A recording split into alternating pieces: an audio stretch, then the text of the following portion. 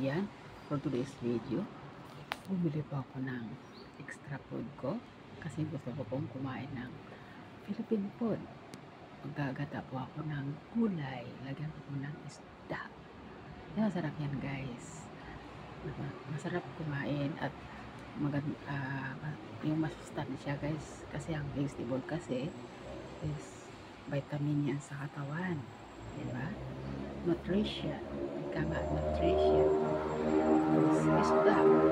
Yan, gata, lutong Pinoy, masarap yan.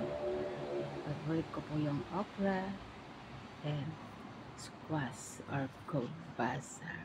Ayan guys, kaya gayahin nyo ako guys, laging nakain ng vegetable, not only heavy food or pork.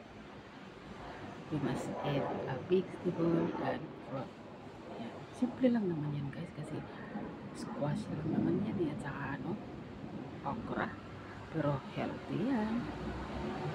So yan, at saka yung isda,